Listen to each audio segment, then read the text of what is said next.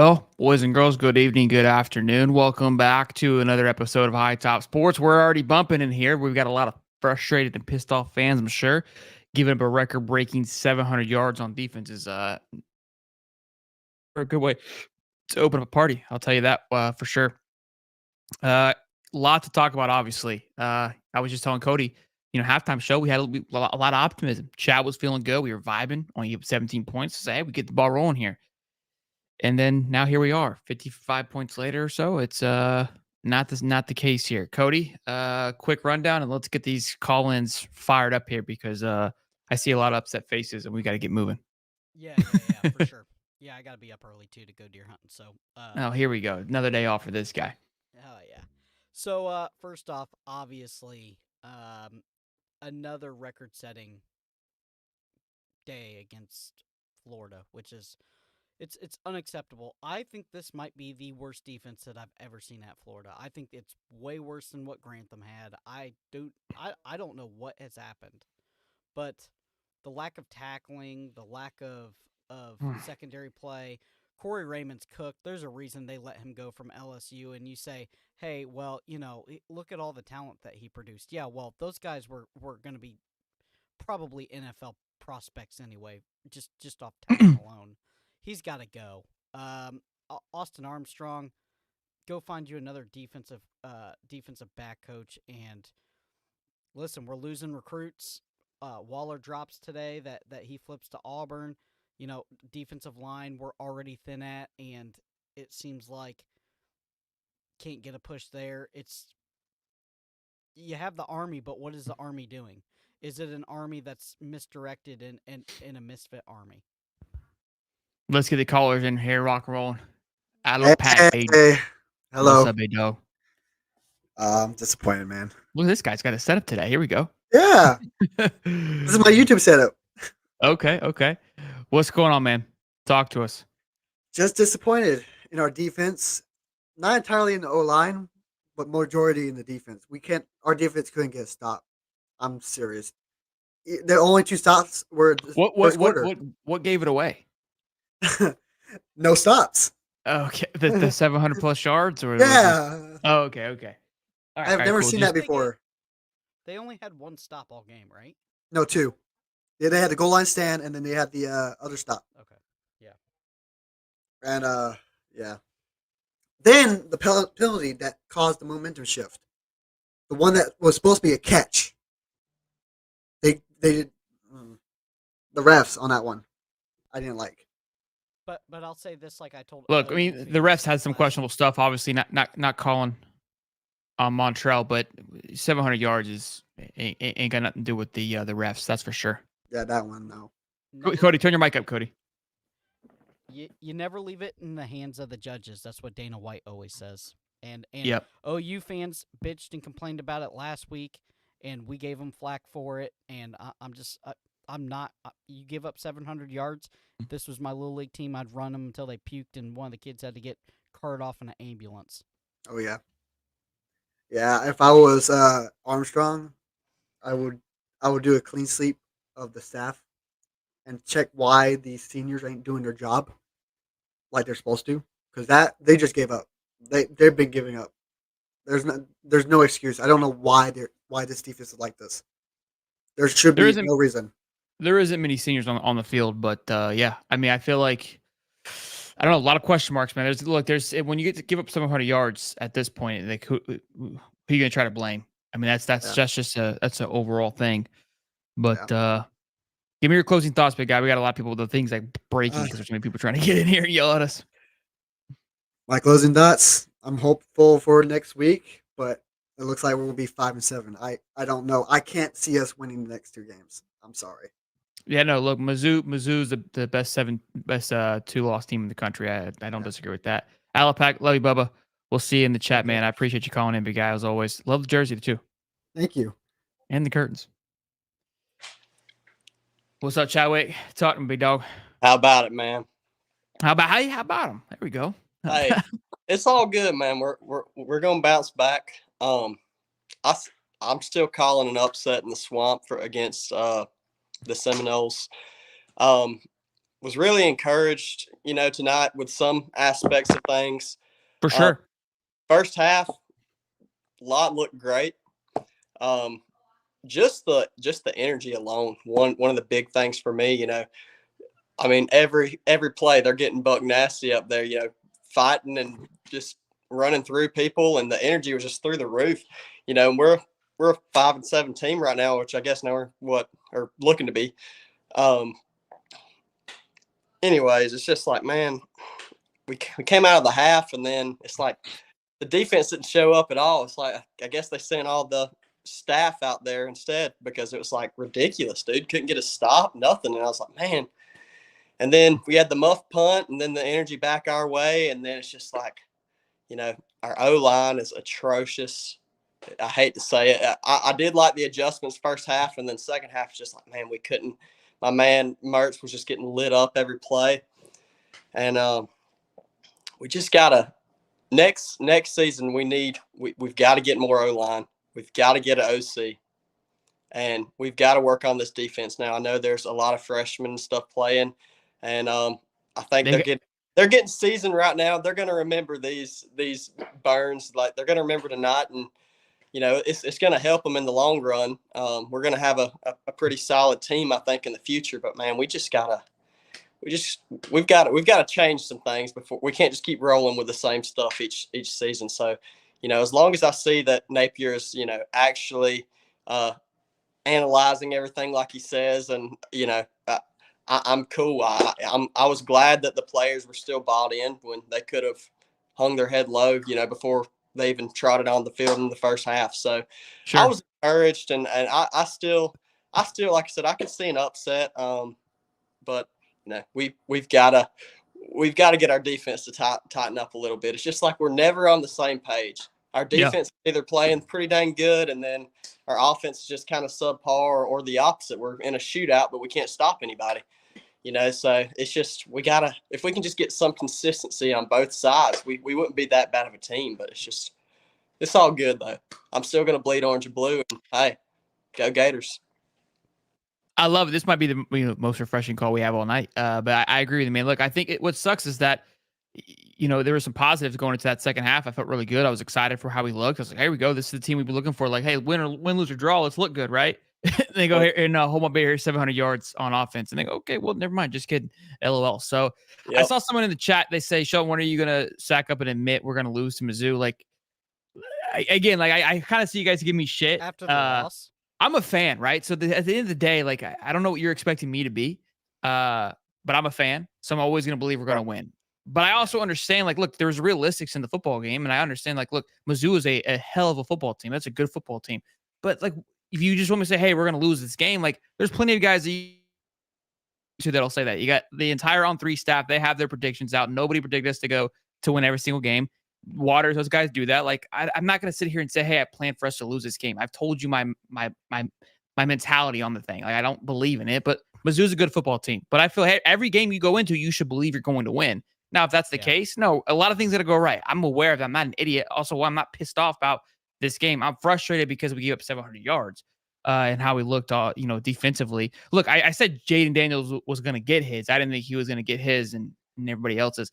Earl Walker, Tim Buck says defense was horrible, but we all knew that was going to happen. Billy has to become portal. Billy in the trenches. No pressure on the QB. Mizzou is going to cook us next week. Good. But John Chadwick, man, I appreciate it, big guy. Last closing thoughts before we let you go. Go ahead. Yeah, man. Yeah, I'll say this, if this is encouraging at all to the fans. I'll tell you, I don't think Mizzou, they're not going to be bumping near as much as Death Valley was tonight. So, we played pretty sure for the environment. So, I'm not worried about, going to Mizzou or anything like they say, oh, we're going to Mizzou. I think we've had our test with that. I think we handled it pretty well, except, the defense, just like we said. But and then, FSU at home. So, and you know how that gets. So, if we can have the crowd on our side, and that'll be huge. We've got a good team. We just got to be jiving at the same time. And a lot of the losses could be a lot different right now. But anyways, man, hey, thank y'all so much. Y'all have a good night. Thank you, man. That was refreshing. You'll probably get roasted for your positivity, but appreciate you being good, man. Later, big guy. Appreciate you. Yeah, you too, Bubba. Aloe Pat, man, gifted five top memberships, man. Thank you, Aloe, for the love and support, man. Appreciate that. And then he also threw $20 at us. Even though we lost today, we must move forward through thick and thin. Sooner or later, the dawn will come and shine upon the Gators or the Go Gators. You the man, Aloe. Appreciate you. Look, I feel like most of us are just beaten so bad. We're just like, what are we gonna do? We'll figure it out eventually. Surprise! Who is this? What this? You already know who this is. I told y'all I wasn't gonna call back in, but I had to. Is it? Well, you said you're gonna quit watching 2 weeks ago, right? Is this? Yeah. You watched it. You lied. Yeah, I did. Okay. What's up? Well, buddy? the first step of having a problem is admitting that you have it, right? That's like the first step to recovery. Yeah, you're right. That's right. 3 things that Billy needs to do. 1, he needs to tell Austin Armstrong to find out who's selling him out, coaching wise, and get his ass out of there. Second thing he needs to do is when he gets into the offseason, find these guys in the transfer portal that we can build on that defensive line and get some wide receivers for Mertz to throw to. Get some 5-star guys from the portal to come and play for Mertz. That way he has targets that he can get because offense looked like it was shell shocked in the second half. It did not look like it did when we first came out and we got that 7 points, and then we had to bounce back and come back and score again before half to make it a football game. And then the third thing we need to do, or what Billy needs to do, is in the off season, give up the fucking play calling. Hire a damn OC. Same. New week, same story. You know what I mean? Look, there's a lot. I mean, dude, when there's, like I said earlier, when there's 700, there's a lot of things that have to be taken a look at. But hey, you watching the last 2, or is this your final call for real?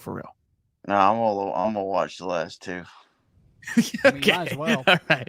You're invested. We only need one more win to go to get bowl eligible. So We need something, right? Missouri doesn't look that hard to beat. Doesn't really look that hard to beat. Neither does Florida State. And I saw the little Florida State troll in the chat. The one? Yeah, the one Florida State troll that's always in the chat. There's more than one, but yeah, I hear you. Just to let him know that the Seminoles are going down in the swamp on Saturday, and you can book it. All right, big guy. I appreciate you. I appreciate it, big guy. Thanks for calling, big guy. Yes, sir. Talk to me, Hayes. Okay, so just give me the floor for like 2 minutes, man. I promise I won't bore you guys. It's all yours. As long as Cody quits breathing into the mic. He was too low. Now I would just hear his breath in my ear. So I've been watching the show for a while. I love you guys, man. I've been wanting to love you, buddy. A minute. So I'm actually not one of the fans that's a big hater. F Billy, let's fire him. Let's get out of here. I see the bigger picture, and here's what I see, man. I see our guys are bought in, man. We're losing games, but we're in every game. We're fighting, man. We got a lot of young guys out there, the most freshmen out of any other team in the SEC. I think if you look at the big picture, top 3 recruiting class next year. A lot of people's F Billy, get him out of here. We need an offensive coordinator, this and that and the other. Listen, man, when it works, and everybody praises him. And when it doesn't, everybody hates him. I'm not one of those fans. I went through the Mullen era, the McElwain era, the Muschamp era, the Urban Meyer era, everybody. I'm a huge, huge fan. I go to games every year. This is my whole life. I truly think next year we could be looking at a 9-3 or a 10-2 kind of team. People think that's crazy. I just think ETN stays. Graham Mertz, there's something there, man. Eugene Wilson, young cat. I mean, we definitely like our defense. The main thing I noticed that kind of frustrates me, our defense, it seems like they've been playing kind of soft in the sense of like just not wrapping up, not tackling, KJ Jefferson, these guys kind of just a simple one-on-one football, just not wrapping up, like just not fitting the gaps and things like this. But as far as our offense goes, looking at the positive side of things, man, we're moving the ball well. We ran the ball as much as we wanted to run it tonight, imposed our will on them. I mean, there's just a lot of good things moving forward to look at. You know, look, we knew LSU was going to put up a ton of points, and if we got into a shootout with them, it was going to be tough to win because they put up 40, 50, 60 points a game. So it wasn't a huge shock tonight, in my opinion. It turned out the way it did. I thought we battled hard. I thought we fought hard. But as a true, real Gator fan, I'm looking at the bigger picture. I do not think we need to fire Billy. I think we need to give him time. I think he's a good coach. I think guys are buying in. Top 3 recruiting class. When's the last time we can say we've had that? Number 4. Think, Number 4, we dropped. We lost a guy.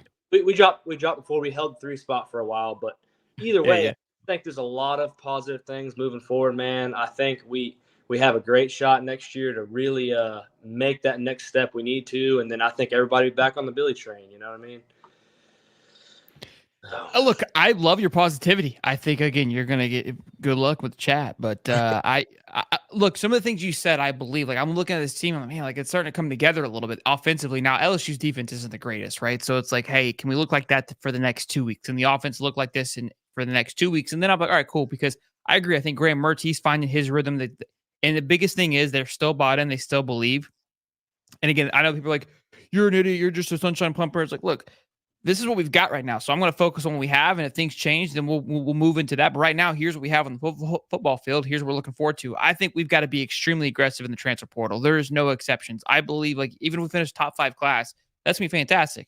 But we need to have an elite time in the portal if we think we're going to be, like you said, 10-2 next year, because that schedule is an absolute gauntlet. We can't be as lethargic as we were this year. We've got to take the crown away from Mike Norvell in the portal. Simple as that. No ifs, ands, or buts about it. And I don't know how bumpy it's going to be. It could be, I think it's going to be one or the other. I think it's going to be extremely bumping. Like last year, I felt like it wasn't as active as maybe we thought it would be.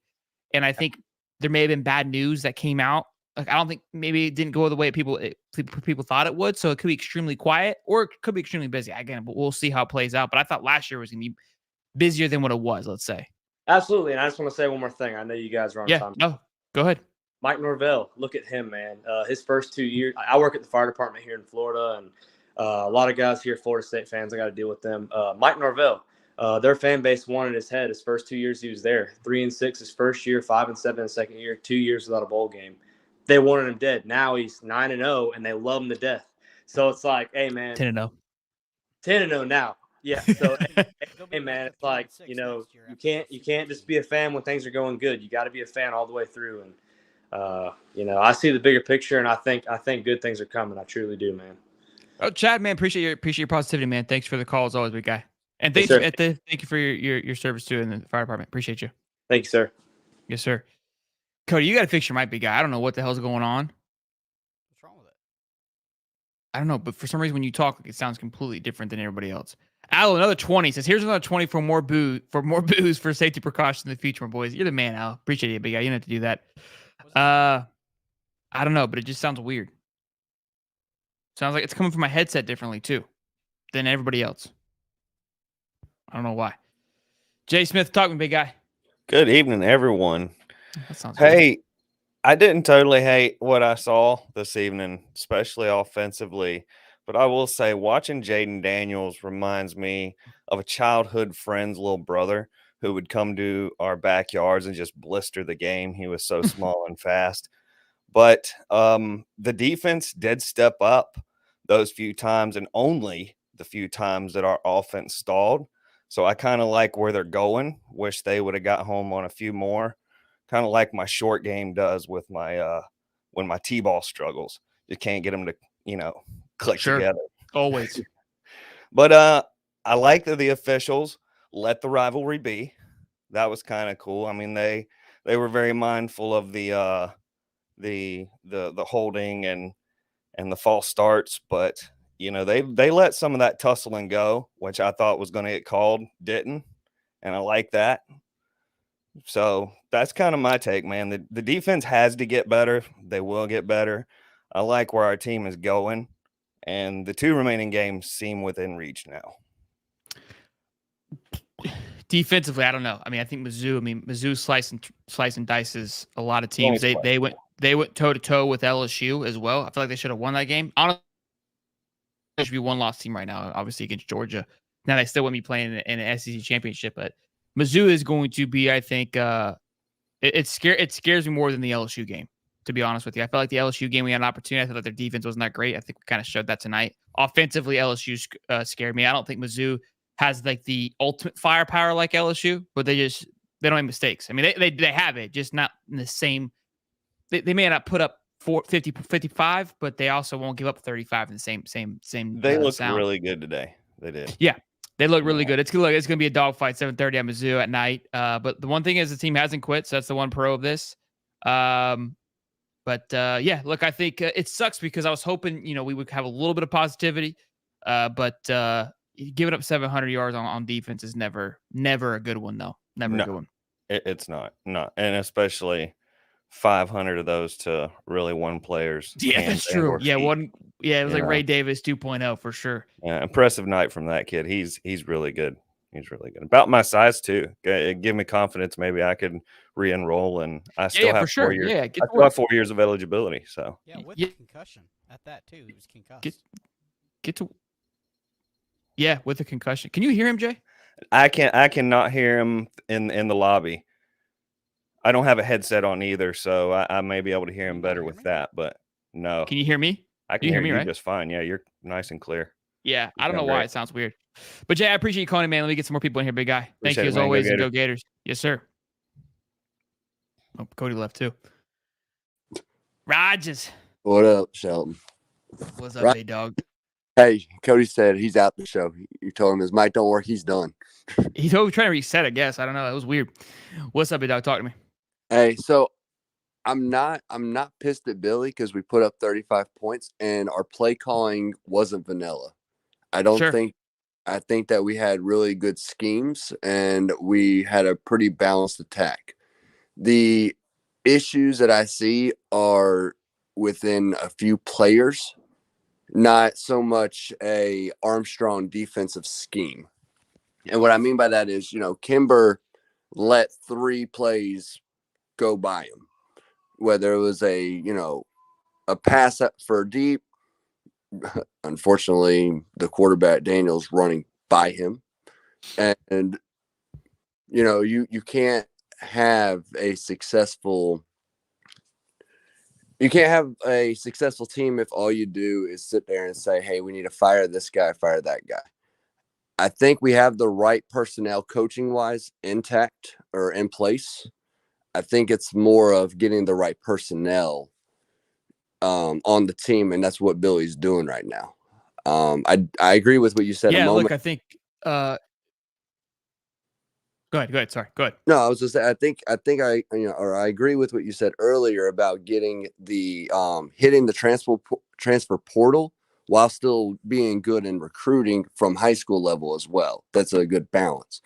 Yeah, you need both for sure. But where we're at right now in the game, what the fan base wants, you've got to be extremely active. And look, this was the first. I've always blamed the coaches. I believe it goes back to the top, and you can still blame the coaches in development and just week to week practice. Corey Rain, what's going on with DBU? What's going on with that situation?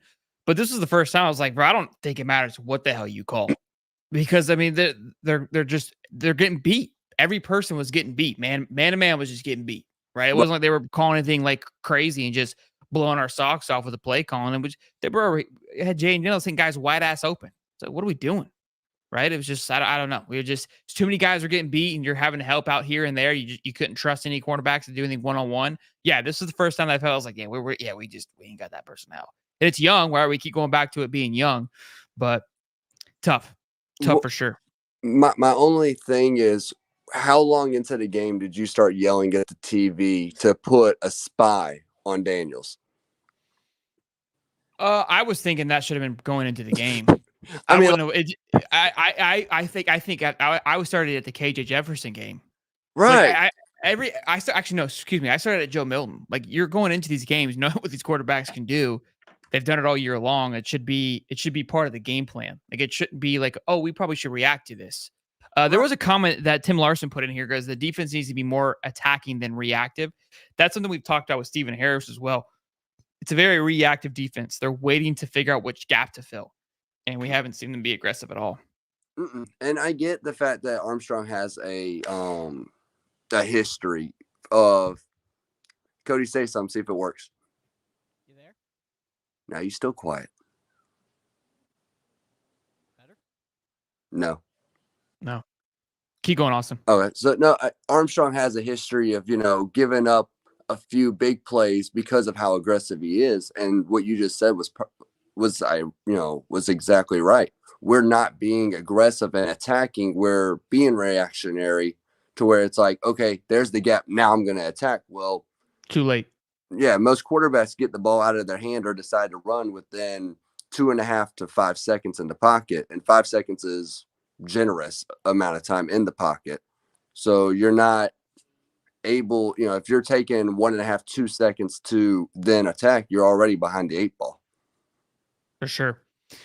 Well, Austin, big guy, I appreciate you as always. Tell the wife we're praying for her. Yeah, definitely, man. Have a good one. Love you guys. You too. Love you, bud. Better now? Bowden. What's up, boys? Can you hear me? Yeah. Better than Cody. Hey, I'm just gonna say I love the show. Been listening a lot lately. Today's game was a letdown, but I wasn't too terribly upset with it. Offense looked good. Graham looked good. Defense is really not there, but I think we're gonna be okay. What do you think? The positivity tonight is unreal. I can't believe this. This is crazy. Hey, we got nothing but positivity. I love it. I love it. Good vibes. I mean, I love it. We are the youngest team, I feel like, in the SEC, and we can't do nothing but get better. I mean, we're already low, so. It's crazy the callers compared to the comments. Like I listen to what you say and what someone else says, and then I go to the comments and it's like are they watching the same show? Like it's just like it's unreal. Like you say something positive and then I just add a negative comment, right? Just to kind of keep this back and forth here going. Like it's just a good time here. At this point, like the haters that come in here thinking that like we're idiots and calling us losers and stuff. It's like you're in here watching us be losers. Like what level of losers does that put you? You know what I mean? Like I don't know. But I think we're feeling pretty, good as you can about it, and it's just each day. At this point, look, here's the one good positive is everyone already has us labeled as 5-7. So we can get worse on the field, but record wise we can't. So there's some pros. We can still go out there and shot the world. FSU, I'm calling it. You guys losing right now. Right now, we beating your ass at home. I love that. Let's look. I'm gonna keep that energy too. Best believe. Come hate FSU week. I'm gonna keep that. Same energy boys. Still. Mertz is definitely better than what everybody thought. Definitely, I feel like they counted him out as soon as he got here. So, man's impressive.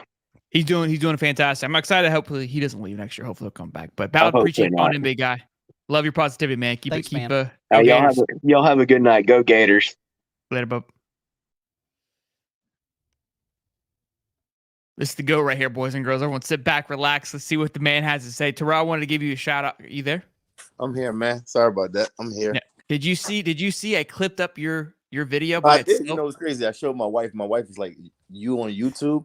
This must be like an out-of-body experience, because I normally just leave all my critiques for her until I'm never going to postpone our weekend vacations or whatever else to do to watch a Florida game when we really start to have like a down season. But she was like, you got on the internet to discuss your displeasure. You really must have been upset. So I'm back again. You see what I'm saying? I'm like, I got like 2 minutes. Can I get 2 minutes just to express my point of view about tonight's game? This is your show, my guy. Well, hopefully we get another clip. It's your show. I'm just happy to be a guest. Hopefully I can become a recurring guest. I'm happy to be a guest. Love it. So this is what I'll say. I was not truly disappointed in tonight's performance, right? The defense, like we went into this game knowing that our defense was not going to stop Jaden Daniels and LSU. Like I'm assuming everybody knew that, right? Like sure. we got killed by KJ Jefferson in the fourth. Did you really expect us to stop LSU tonight? No. The offense was hit or miss. Like I felt like we could use Trey Wilson a lot more. I feel like he goes 3 to 4 series, he doesn't get a touch. Or he just runs the jet motions just to be a decoy, and there's nothing else. The running game was spectacular, better than I expected it to be. Maybe, like I said, maybe like some other callers and you stated, LSU just has a bad defense, right? Maybe that's just what it is, and we just need to acknowledge that. This may just be an aberration. We may play Missouri and be like, okay, LSU's just bad. No reason LSU-Missouri game was so close. And my most important point of tonight, I mean, I'm not going to harp on the defense. If we get a new DC, we don't. Like you stated, we need to hit the portal. We need to do all of those things. That's very true. The most disheartening thing about tonight was the last 2 minutes in the first half. You know you're going into an environment where the team can score. It's like playing. It's like if we play LSU in 2019, Dan Mullen had the perfect game plan. Every time we need to score, we scored, right? You see what I'm saying? We knew we couldn't stop Joe Burrow, Jamar Chase, Clyde Edwards-Helaire, all those guys, but he kept the defense at bay as much as he could, gave him rest and needed, but he knew he needed to score, go score for score. Tonight, what disappointed me the most was we got the ball back with 2 minutes and 15 seconds at the 10-yard line with 3 timeouts right there before the half. And we got the ball back at the half. So we had a chance to go double dip. We're down 3. You got the ball in a heated environment. You got it's a tit for tat game early at the end of the second half, and you get a false start coming out of that. As a play caller, you got to know what 5 plays I'm gonna run. Okay, if we get the first down, we go no huddle. But we at least got to have the plays called in. And we got 3 timeouts. You know you're not gonna stop them. At that point in time, as a play caller, as a head coach, we know we in a hostile environment. We got to go for the kill. We cannot get stops. We basically know we got one little stop in the red zone, but that really wasn't us. That was them just not all the way executing. That right there was the most disappointing thing to me. That let me know a lot about him as a coach and with the personnel he put out in the field. Because if you got a Graham Mertz, you got these weapons, and you practice those things year round. Everybody does 7-on-7, 2-minute drill. We backed up in your own goal line. We got 3 timeouts, 2 minutes. That's the biggest thing I can harp on tonight. 2 minutes, 17-14 going into the half. We have the ball. 90 yards to go, 2 timeouts, 3 timeouts, 2 minutes to go. I don't know how y'all guys feel about that, but that right there let me know the 10 of the game and let me know that he just didn't think that we had enough to be successful. Like, I felt like that right there would have changed the tab. We come out and get 3, come back and get 7 the next drive. We up 7, and now we pushing forward for the rest of the game. That's just my perspective. I don't know how do you feel about it? Yeah, I actually said that at the halftime. I said the one thing that concerns me is we don't have the ability to pop off for a 2-minute drill, right? Even though we got the stop and got the ball back, at no point did I feel confident enough that we would be able to drive down the football field and score. And we didn't even show it. We didn't even try. And I couldn't agree more. It got to the point where I was like, thank God the time's going to run out because we just wasted 2 minutes. Like we do everything like you just said. We did everything right on defense. We got a big stop. And you're right. We're in a hostile environment. This is an opportunity to step on the throat. Move on a poor defense. We just moved the ball, just before that. Let's go move it again. And we get the ball back, like you said, and we came out there and we just went like 3 and out. Not a good.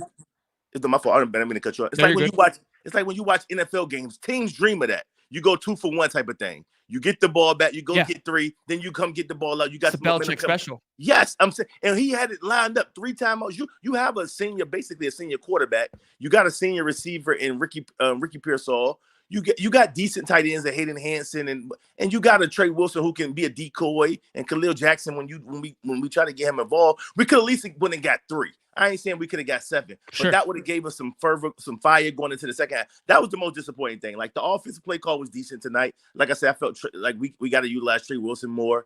For sure, and Boardingham. Yes, they go absent too much for my liking.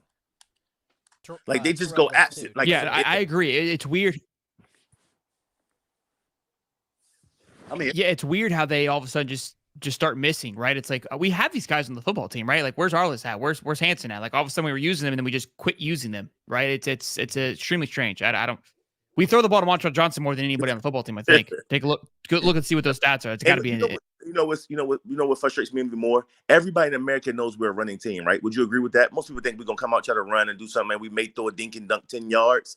Like I know we don't have the best O-line to take shots, but where's the one thing I would say about downfield passing, 20 yards or more? The one thing I say, where's like a flea flicker? Like I know people probably don't run them as much, but at least you're gonna get max protection out of that. You're gonna get 2 people out on routes. They're running back a block once he pitches the ball back. But like just give us something, open up a tad bit more. I think that would just create more and more for the offense. That's like other than that, tonight it was a game of highs and lows. Every time they got the ball, every time we got the ball, it was a high. Every time we got the ball, I just turned the channel and said, let me wait for them to score. Because I knew it was going to score. Like, it was no need to watch Jaden Daniels go untouched, 85 yards on a read option. Sure. And he's not Michael Vick. He's not Cam Newton. He's none of these guys that I've seen play football in my lifetime to be doing that. But, I mean, the defensive play uninspired.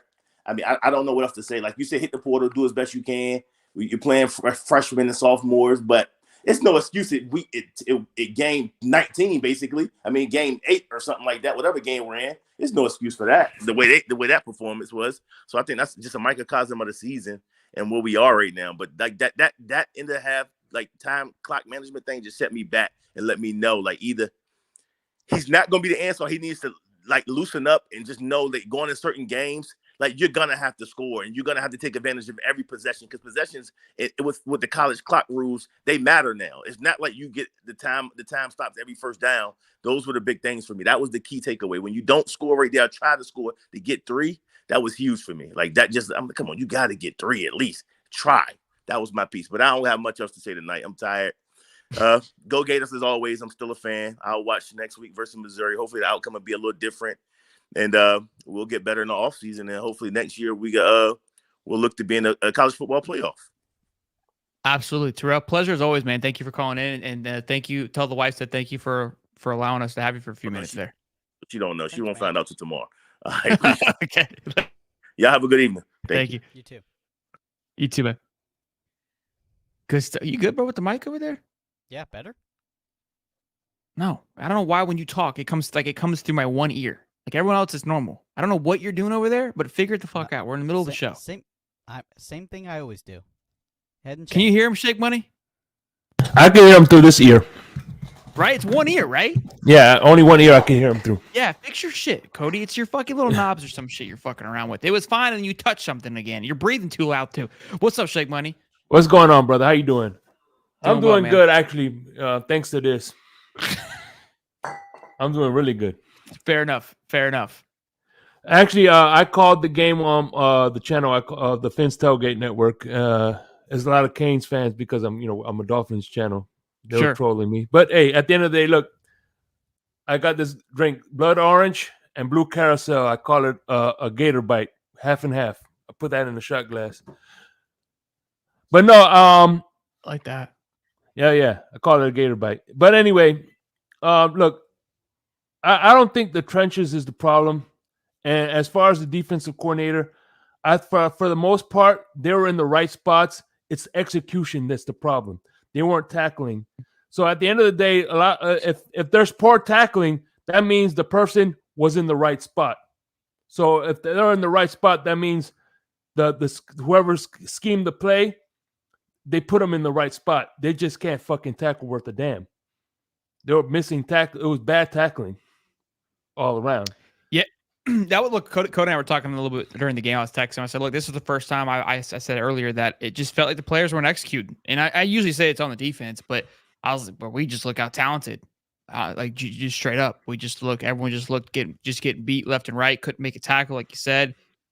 Kimber, whew, fried, fried. Any which way you want to look at it." All I know is that guy 11, he looked like he was fucking 7 feet tall, bro. That number 11 for LSU. Oh,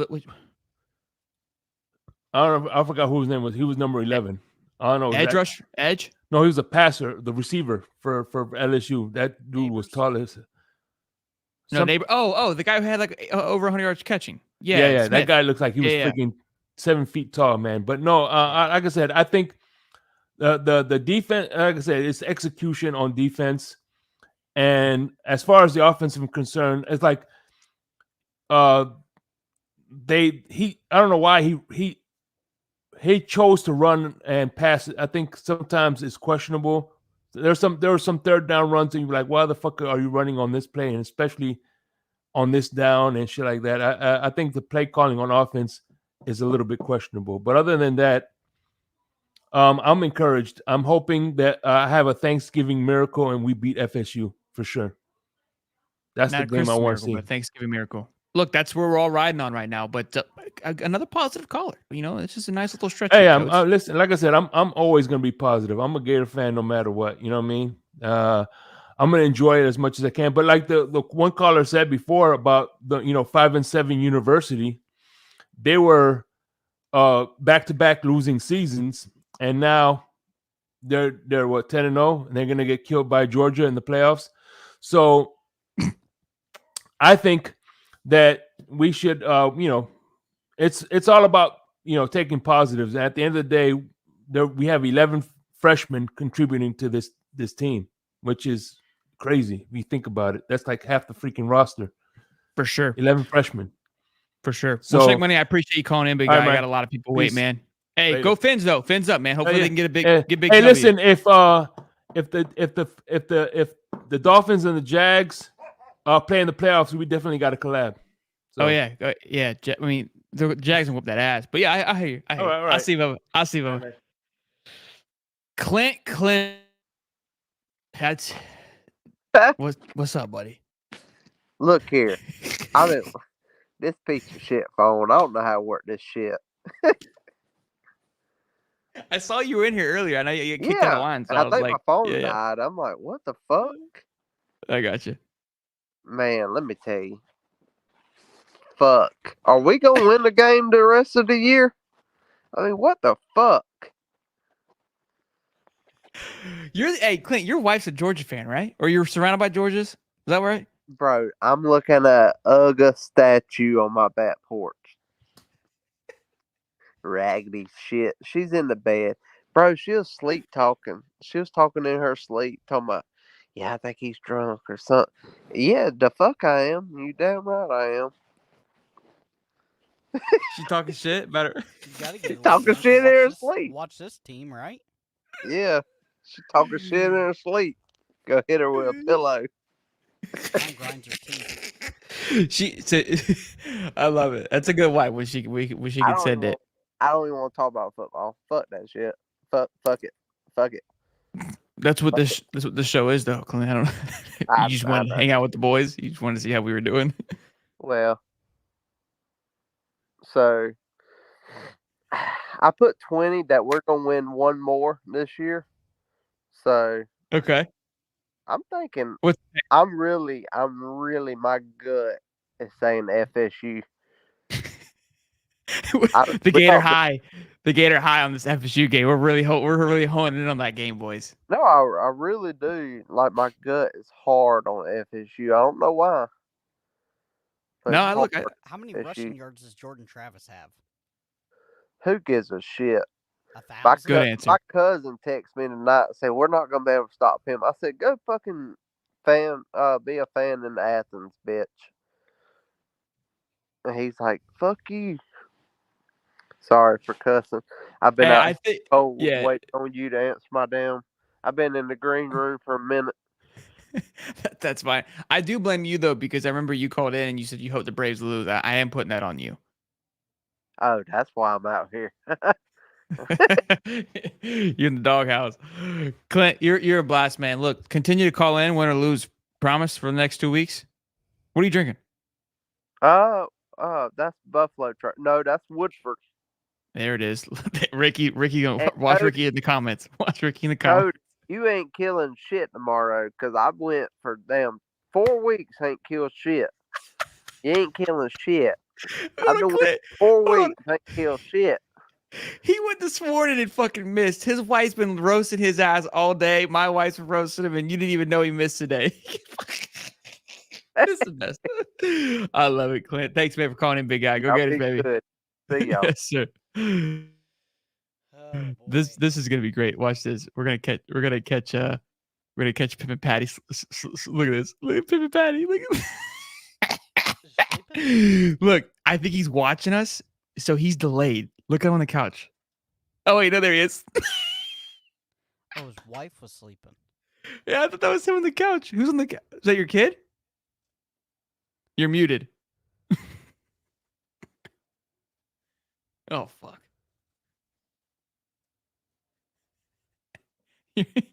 You're mute. You're muted. Oh, no, Patty. Pimpin'. Just click the fucking mic, bro. Hit the button. No, we can't hear you. I'm gonna have to move on. We'll have to get back to you, Pimpin'. Can we unmute him? Hold on. Can we unmute him? I already tried. Yeah, no, it won't let me. All right, we'll get back to you. Mic is not connected, is what it says. We'll get back to him. North Florida, talk to me, big guy.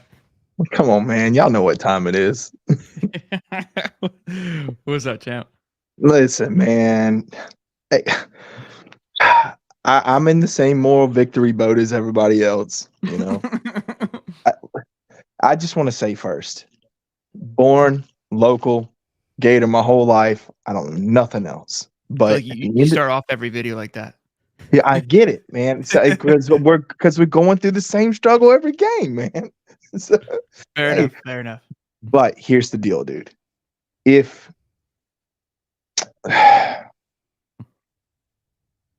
that Terrell took everything out my mouth, just about. All right, he robbed my good. vibe. All right, He's but good. the reality of it is, I knew before halftime came. I said, look, if we don't do something, if we don't get points on this, why are you going to line your guys up and risk getting them hurt just to end up doing nothing and lay down anyway?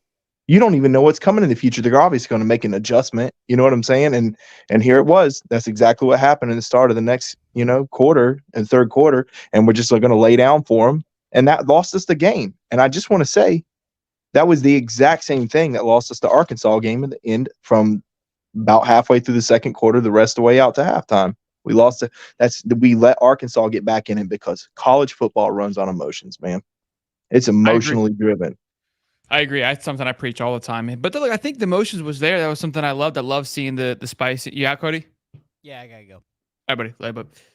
I love seeing the spiciness, and I love the chippiness that was going on early on and throughout the entire game. But yeah, I don't know, man. It just I think Terrell hit on the head. We had an opportunity to go down and score, at least put 7, at least kind of put them at their back against the wall, and we got the ball back in the second half. There's a great opportunity on the road. You got to do everything and anything to capitalize, and we just didn't when it was necessary. So I told my son, I said, here's the thing.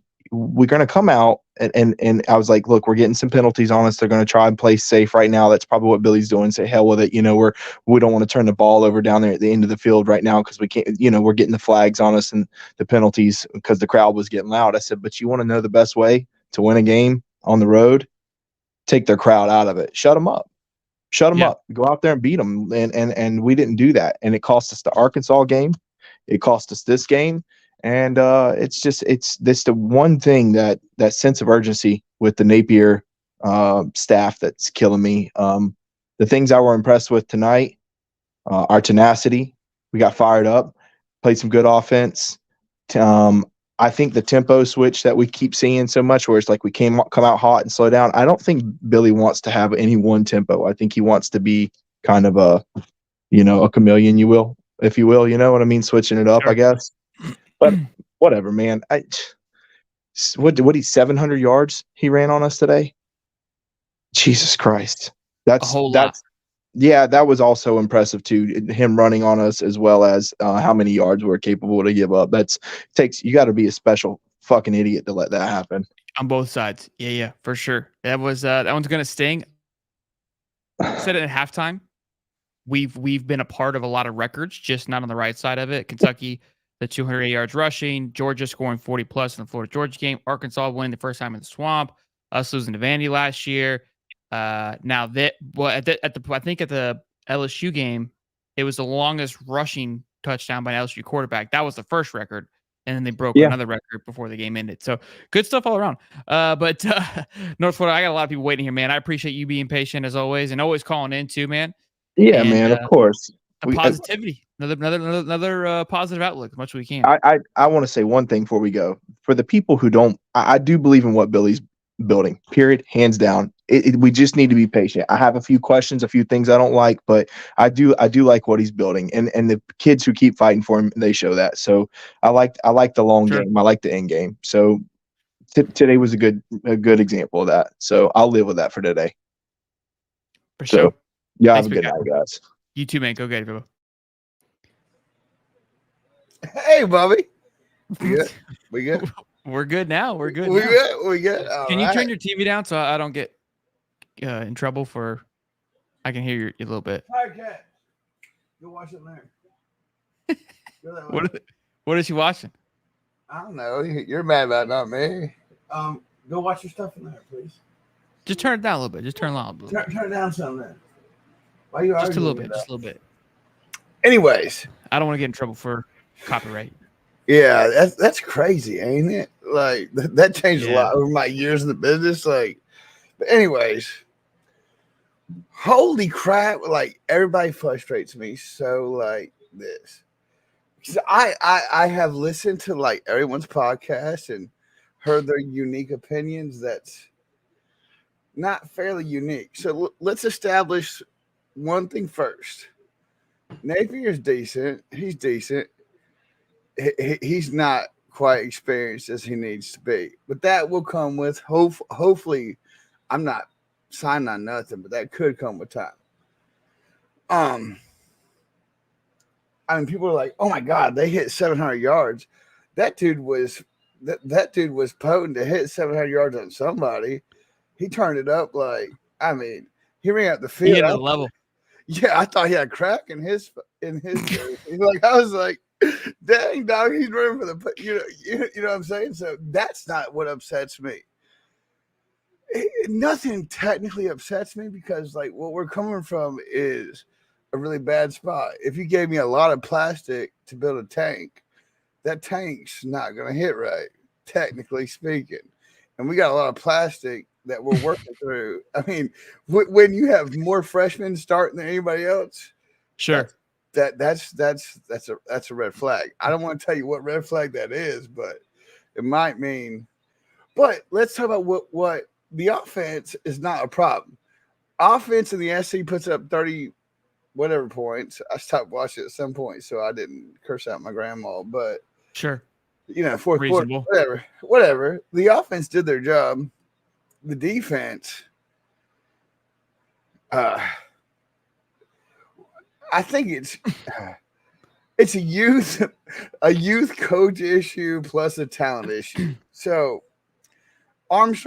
he's new to this, so he's going to have some speed bumps, and our talent,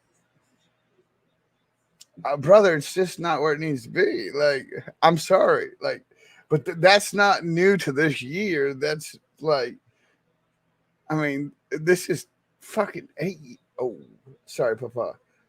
This is stinking 8 years of like bad recruiting. We've not got, dude. If you look at your body of work here, here, and you look at what happened, it's not surprising. It's like you got, For sure. If you had a bunch of Volvo parts and you got a Volvo car, well, the only thing that really upsets me, that really confuses me, is the offensive line, right? Like, ain't that confusing? That's weird. Yeah, right? look, it looked much better today. But look, it defensively was atrocious. But Pimp Patty, I love you as always. We got a ton of people in here to call in tonight, man. I appreciate you calling as always. We should talk once. I got like 2 good episodes. Tell Papa, I mean, yeah. So I saw your email. I'll email you back, and we'll chit chat. You got some video ideas? I got 2 decent ones. I wouldn't, dude. I'm an enigma in what I do. I think about my content. I got 2 really decent, like 45-minute episodes. Like decent, right. Dude. I don't mean like I mean you need. Yeah. I'll hit you up on the emails, and we'll figure it out, big guy. I appreciate it, Bubba. All right, Bubby. Later, Bubba. Peace. Gabe Davis, talk to me, big guy. How we doing, my man? Doing well, man. How are you?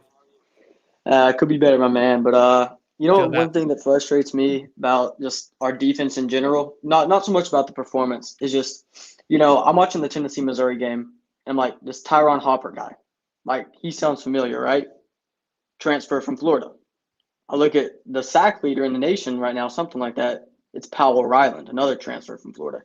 So it's like we have these pieces in our system, and they're gone now, which we could really use right now. Because the one thing on our defense that is just awful is the pass rush. You know what I'm saying?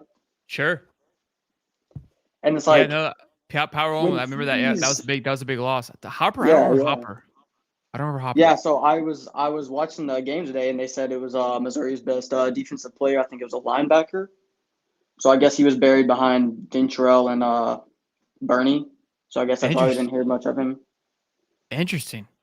Yeah. Interesting. But one thing about the defense, man, I don't know, with Missouri and Florida State coming up, that's 2 mobile quarterbacks. The thing we struggle with the most. Like, if it was a pocket passing quarterback that's just going to sling it, like, okay, maybe we can deal with that.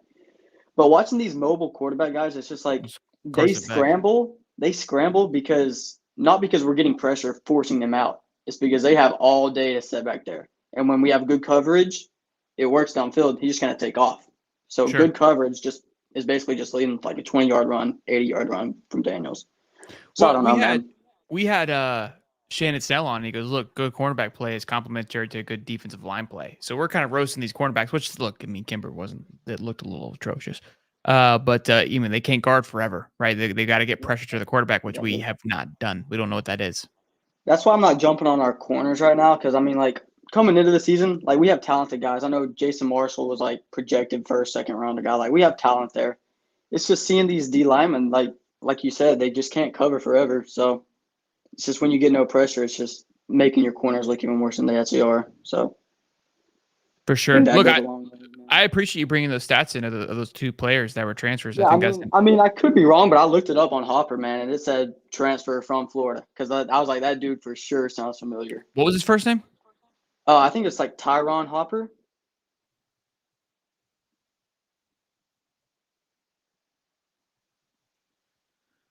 I think he was definitely in our system. I don't know if he played for us, but I know he was definitely one of committed to us at the time. He was. He transferred from us. Yeah. So that's one of the dudes that I'm like, man, 4-star linebacker. Yeah, exactly. Like we've never heard of. So That's it showed wild. me like last year, like we could have used the dude, you know. Same with Diabate. Yeah, he enrolled in 20. He entered the portal in 2021. So maybe okay. It seems like he probably was never actually. So he entered in 2021. He maybe he entered was the just portal right after Billy got hired. I think it was like 2 or 3 months after that. Yeah, so he never even had a chance because then he re-entered it. Right. Yeah. He was gone before he was even in it. But then it says he transferred to Florida and then he went back into. Oh no. Yeah, no, he was never even there. Oh, okay, that's why he wasn't even never had a chance with him. Right. But all right, Gabe. Well, good. Hey, good talk. Take there. I appreciate that, man. Thanks for calling in. Yeah, no problem, man. Any final closing thoughts before you go? You know, but I'm trying to stay positive, man. But I have a better feeling about Florida State than Missouri. You know, Missouri just dog walked Tennessee today. But Florida State also like put LSU in their place, beat them by like what 20, 30 points. So that gives me a bad feeling about that one. But it's at home, you know. I think I will say this. The last thing I say, I heard one guy say earlier about Missouri doesn't have that environment that LSU has. But I would rather them have like a crazy environment, because whenever there's a crazy environment, it seems like our players play up to that rather than going to like Kentucky, Utah. Like stadiums that are a lot like they're gonna blow you away. It's just like we get lost in the whatever environment we're in. So I think the better environment will actually help us. So I wish Missouri would actually have like it is a for night sure. game, Missouri so should be a good time at night. Yeah. So that'd be helpful. For sure. All right, man. I appreciate you. Yeah, you have a good one. Oops. What's up, Tony B? What's up, bro? Man, I'm hurting right now. I'm hurting. Bro. So, what I wanted to get into was the defense today, which everybody been talking about the defense, but one thing that stuck with me really with the defense was how every time, I know you noticed this during the game, we would stop a team and they would get the fourth down. And people would disrespect us by going for it on 4th and 6 and 4th and 4. And it's like, dang, like, y'all don't respect us enough to just punt the ball off. Like, they'll go for it and don't even care. Yeah. And the other. Huh? No, I was like, yeah, you're right. It's just like they feel so confident, right? It's like, yeah, we can get this. Yeah. We got this. The other thing was, looking at it tonight, people keep talking we're going to beat FSU and all that. I'm a realist. So I'm going to say it like this. I don't think we're beating Florida State, because looking at Jaden Daniels tonight, it looked like I was looking at a spitting image of Jordan Travis. Sure.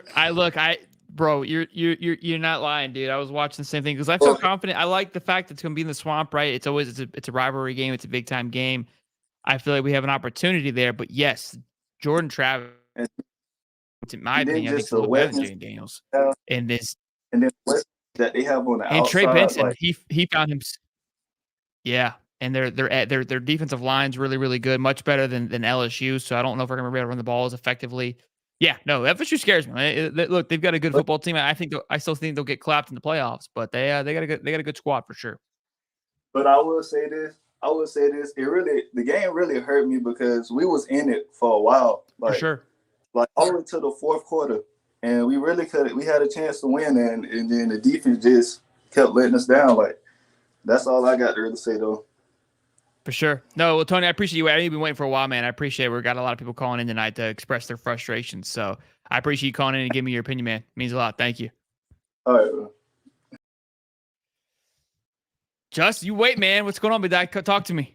What's up, man? I've been watching you for a year, and I finally Awesome. decided to call through.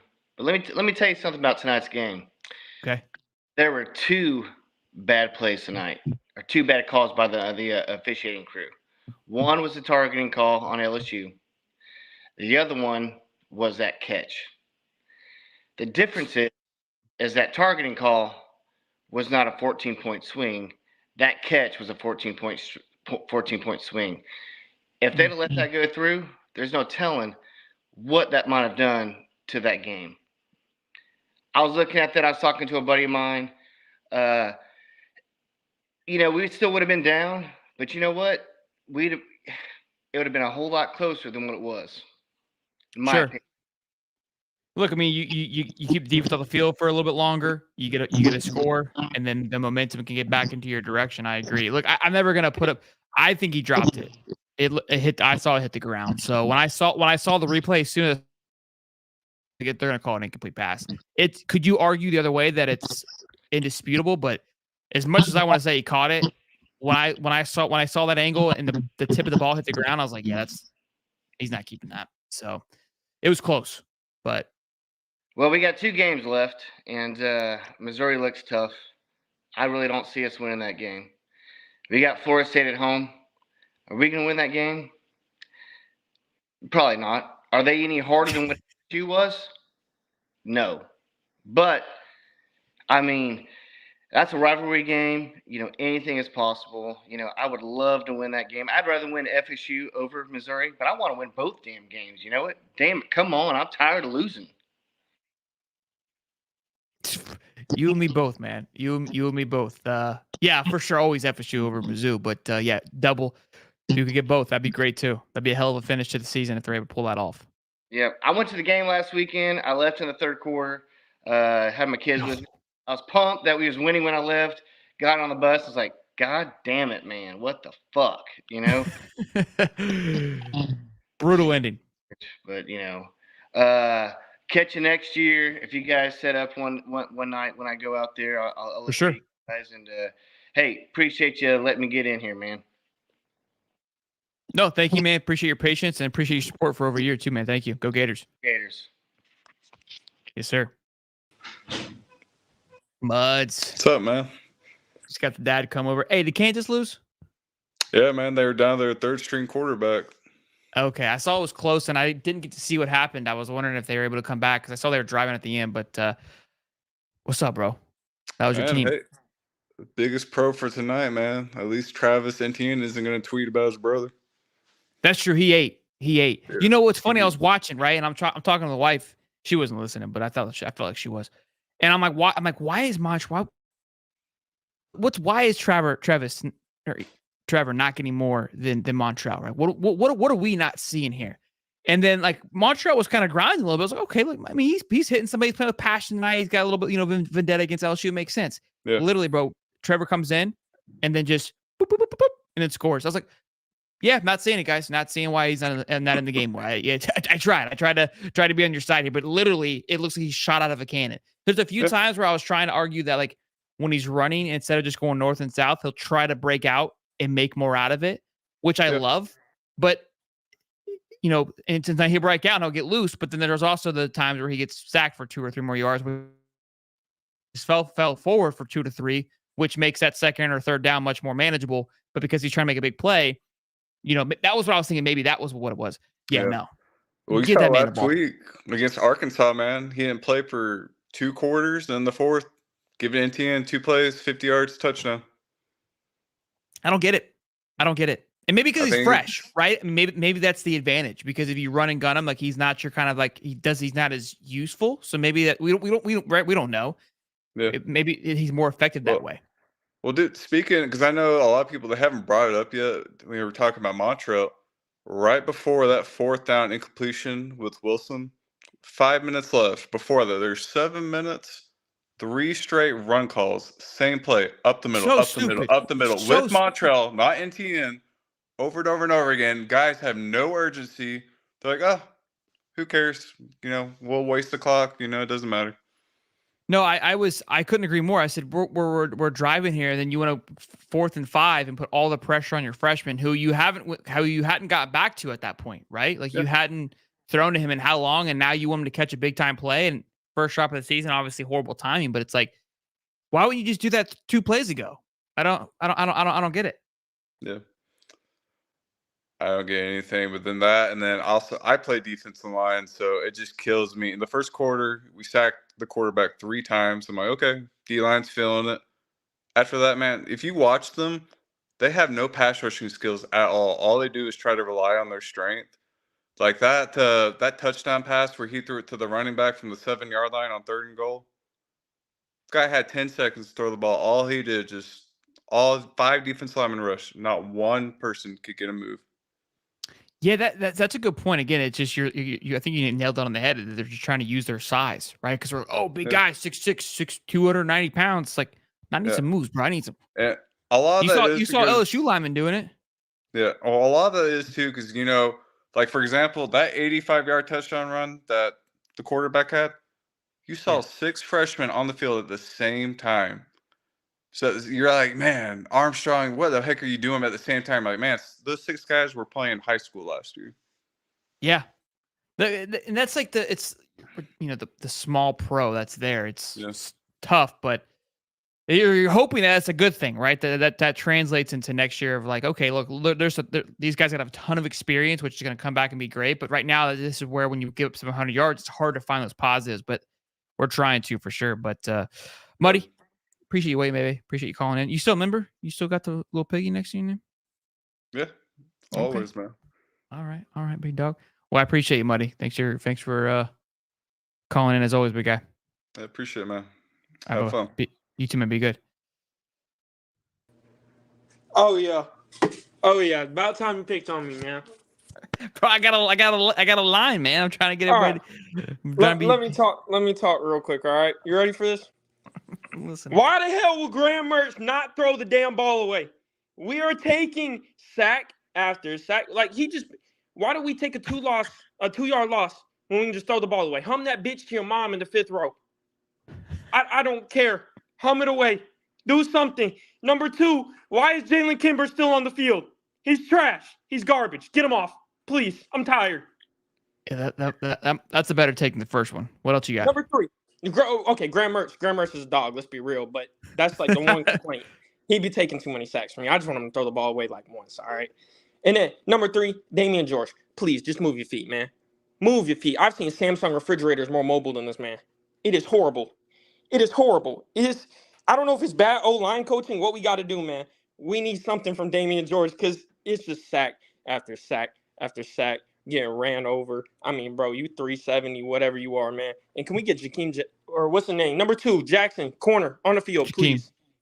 Please get him on the field. He was on the field more. He was on the field much more. I was happy to see him get more reps today, but that was because what's the name? Moore was he out with concussion? Yeah. Yeah. If we just need to play him more, please.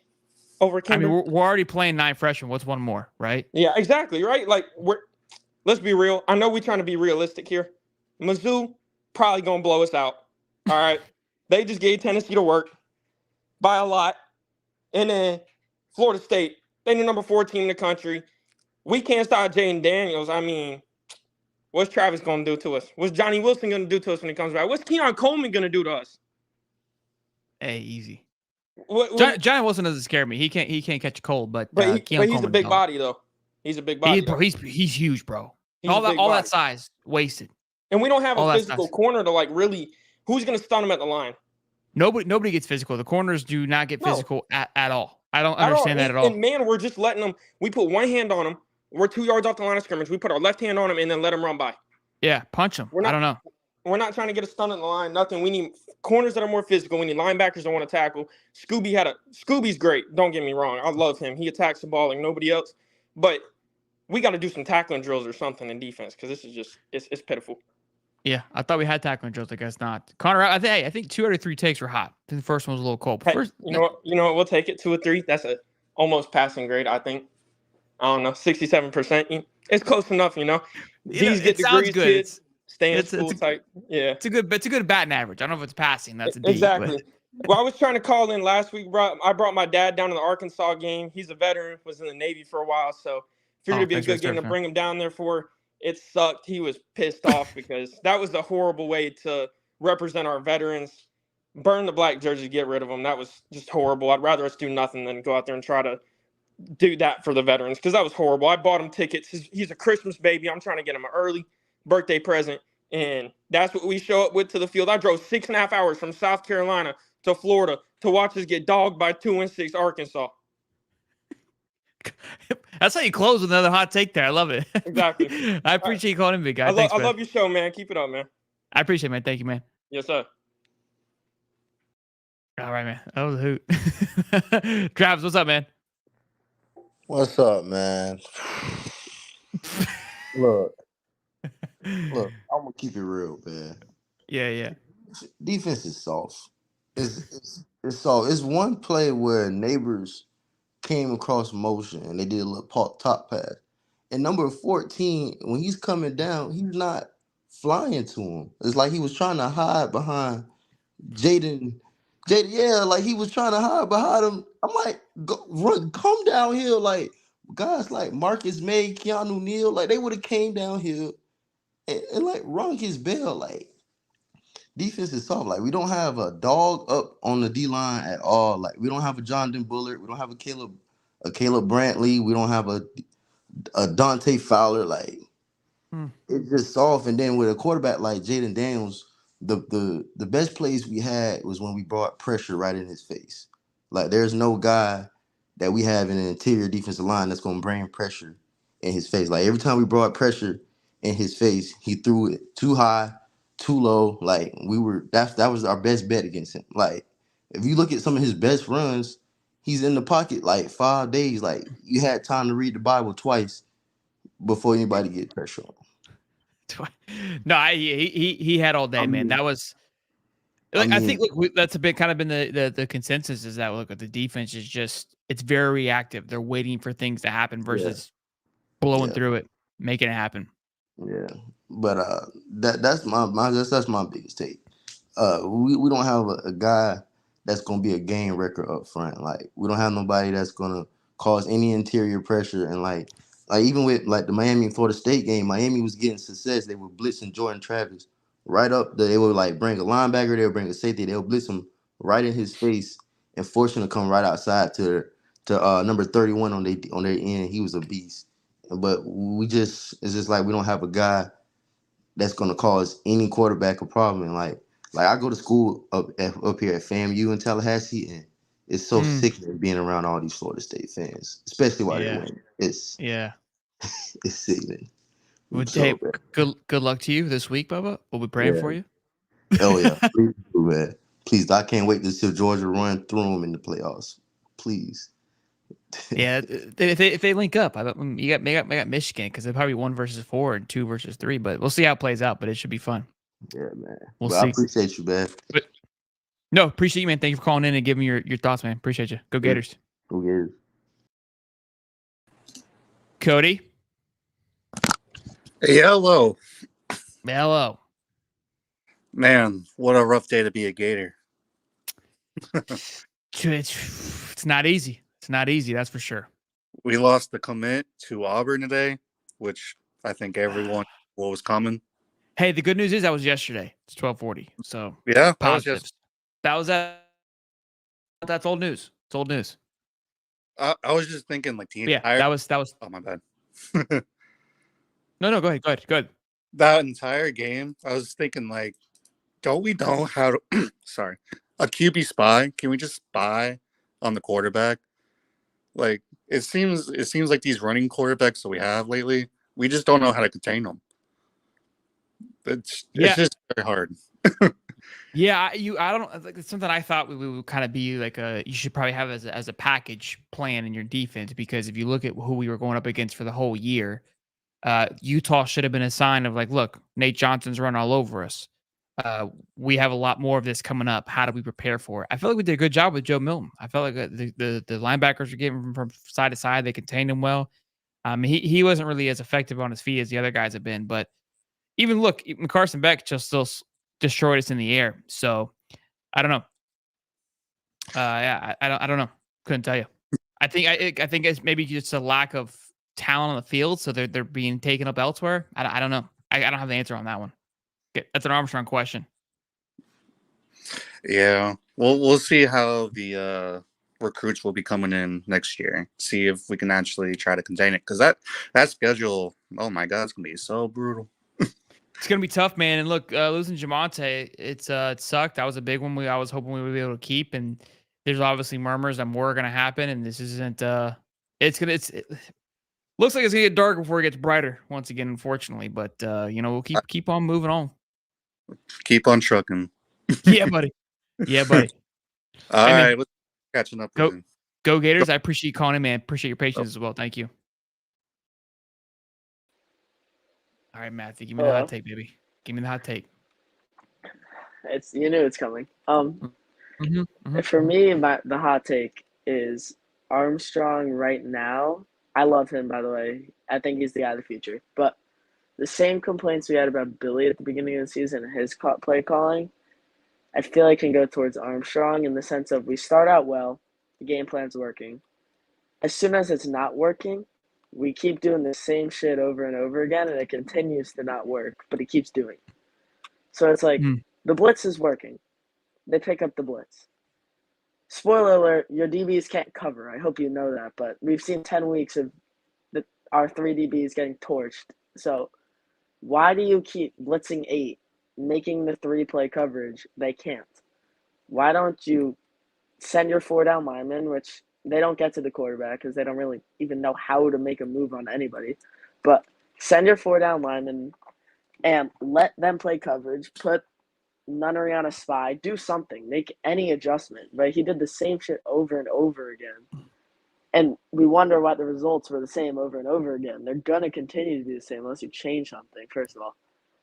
Second of all, to me, the offensive talent is so there. And I didn't mind Billy's play calling. Just he's doing too much. The runs back to back to back kind of frustrated me, but I understood it. We were just running down their throats. They had no answer for it. Just the guy that's running it was wrong. But a play action would have been great in that scenario. I think I loved when we were in the back of the end zone. I think it was like first, second drive of the game. And my dad goes, here comes this patented run up the middle. I go, for some reason, I have a feeling this should be a play action and you just take a shot. And it's like, you finally do it and get a 30-yard gain. It's like, hallelujah. It's been 10 weeks. But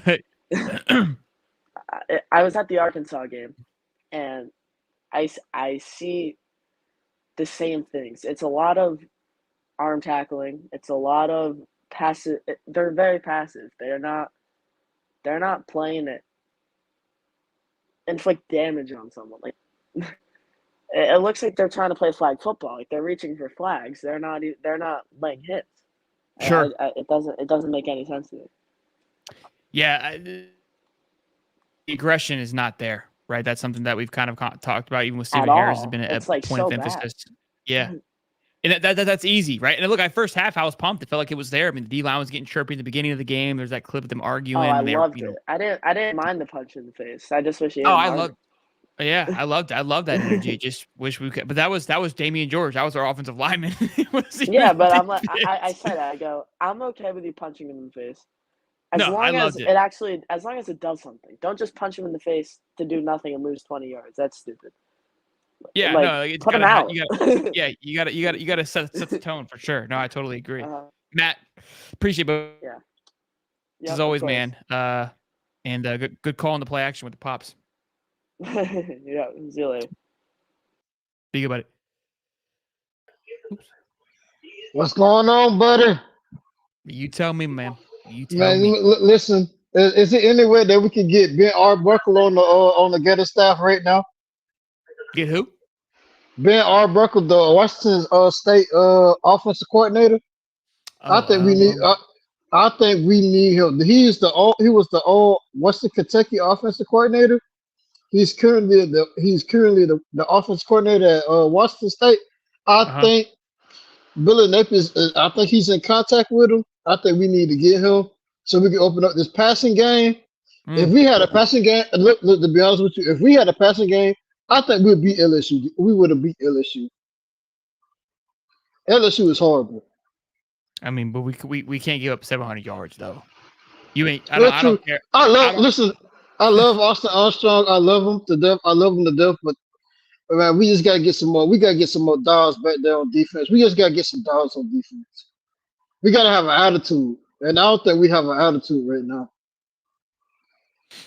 Yeah, that's a good. That's something kind of we're always just kind of nailing the head is that we want to just see the passion and just that.